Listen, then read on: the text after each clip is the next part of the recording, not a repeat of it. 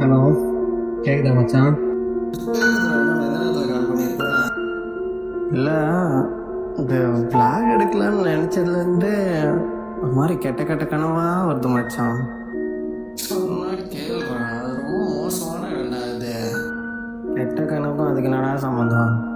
உடனே ஊருக்கு போகிறான ஆரம்பிக்காத. நான் வைக்கிறேன், சரியா? பாய்.